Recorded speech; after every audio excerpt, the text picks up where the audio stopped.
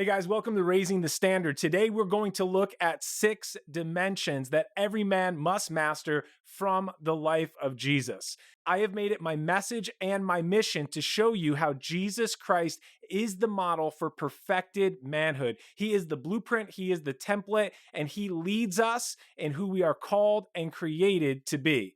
Let's get into it.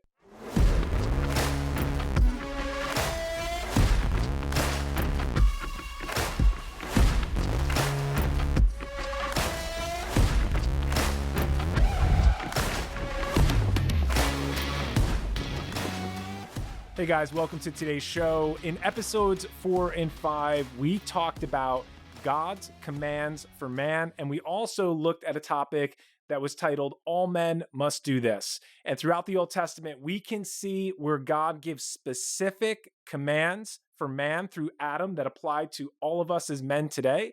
And he also charges us with some inherent responsibilities that I believe are built into our DNA. If you want to go into those episodes at depth, you can check out episodes 4 and 5 where we break down those topics. At the most basic level, we are called to be protectors and providers. We're called to protect and provide for our family and be contributors to society and the culture around us. Guys, it's in our DNA to be builders. Everything we touch should be multiplying. And if we look at these two truths, protecting, providing, leading ourselves, leading our family, these are the responsibilities and the commandments for all men. These are the non-negotiable foundational issues that true manhood is built upon. I want to highlight 6 dimensions from the life of Jesus that all men must master. Okay, so in addition to these foundational truths of protecting and providing, I have found 6 dimensions in the life of Jesus that we as men are to model and pursue. Jesus modeled them for us, and we are called to live these out and elevate in these 6 dimensions within our lives. So I'm going to break them down for you, starting with number 1. Self-mastery. Another way we can serve up self-mastery is we can call it self-leadership. All men must learn how to lead themselves before they can lead their families, their children, and use their influence to lead society, lead culture, lead in the workplace, and all those other areas within our sphere of influence that we're called and privileged to lead in. So, did Jesus model self-mastery? Yes, he did. The Bible tells us he was tempted in every way that we are as men. Think about that for a moment. Every temptation that comes across your path, Jesus faced that exact temptation. He was subject to human frailty. He lived in a human flesh and blood body, and he overcame temptation, exercised restraint, and never sinned. He never missed the mark. He exercised 30 years of restraint, working in blue-collar conditions, staying on the sidelines and being obedient to the will of his father until the timing was right. When his father calls him to step into his ministry assignment, Jesus is baptized in the Jordan, and he steps into the fullness of time for him with everything he was called to do in that season. That is a picture of restraint. That is a picture of self-leadership and self-mastery. Jesus models it for all men, and real men exercise self-leadership and self-mastery over themselves before they elevate in the next level of leadership in their life. Number 2, leadership. After we see self-leadership in the life of Jesus, and that is what we are called to, next we see leadership over his domain, leadership over the people he was privileged to serve. He will call 12 men unto himself, and he will mentor these men into world changers. He takes 12 ordinary marketplace guys from the fishing industry, from taxation services, even a healthcare professional, and he will take them and he'll train them by serving them. The leadership mandate that Jesus honors and trains others with is servant leadership. Now, you have to see this because this was unheard of at the time period that Jesus was walking the earth. The backdrop of that time and the leadership model that the people knew were the authority of the political and the religious systems. And these systems ruled with absolute authority. Jesus models servant leadership through many actions, and I'm going to give you just one, at the Last Supper, he gets on his knees and he washes the disciples' feet. He takes the place of a servant, even though he is the ultimate leader.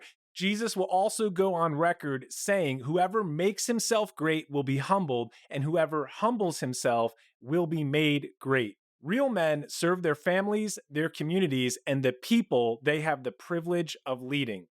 Hey guys, if you like this video, give it a thumbs up, subscribe to the channel to get more powerful content. And if you want to learn more about this message of Jesus setting the standard for manhood and masculinity, check the first comment below. I'll link you to the book, The Standard, Discovering Jesus as the Standard for Masculinity.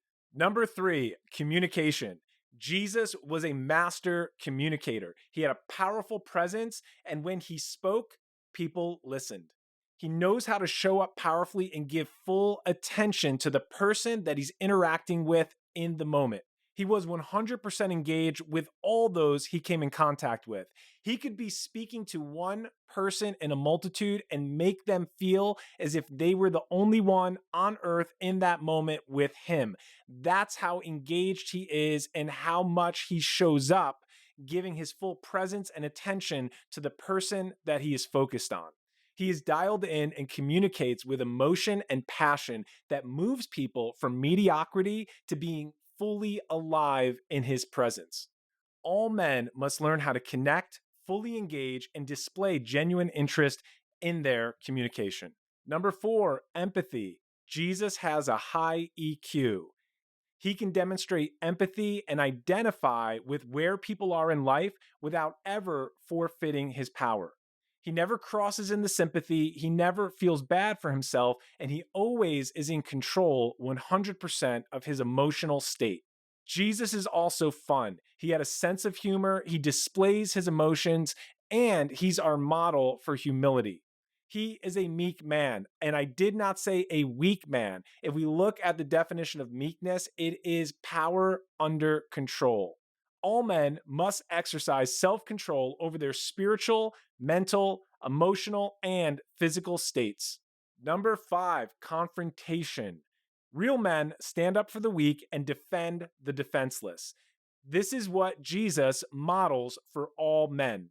He never looked the other way, avoided confrontation, or danced around an issue with a non-answer. He is definitive, he is clear, and he is confrontative.